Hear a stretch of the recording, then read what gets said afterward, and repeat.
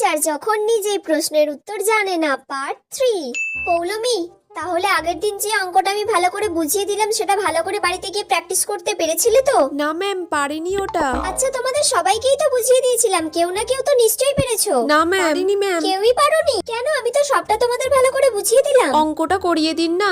আমি তো নিজেই অঙ্কটা পারতাম না, সেই জন্য অন্য বই থেকে দেখে এসেছিলাম। না না, আমি কেন করাবো তোমাদের অঙ্কটা? আমি কাল অত ভালো করে তোমাদের বুঝিয়ে দিয়েছিলাম, তোমাদের তো অঙ্কটা মাথায় ঢুকে যাওয়ার কথা। তোমরা কেন বুঝতে পারোনি? এইখানের মধ্যে এতজন স্টুডেন্ট আছো, কালকে বুঝতে পারলে না, অথচ কেউ একবার আমাকে জিজ্ঞাসা অব্দি করলে না অঙ্কটা। তাহলে ম্যাম একবার বুঝিয়ে অন্তত দিন। আরে বাবা, আমি বোঝাবোটাই বা কি করে? কাল দেখে এসেছিলাম, আজ তো সব ভুলে গেছি। তোমাদের আমি আর বলবোও না আর বোঝাবোও না। কাল যখন আমি 10 বার ধরে জিজ্ঞাসা করলাম কে কে বুঝতে পারোনি বলো, তখন কেউ বলতে পারোনি? তোমরা কাল সবাই আবার করে এনে অঙ্কটা আমাকে দেখাবে। কোথা থেকে করবে, কিভাবে করবে সেসব আমার কোনো জানার দরকার নেই, কিন্তু কাল আমার এই অঙ্কটা সবার থেকে চাই।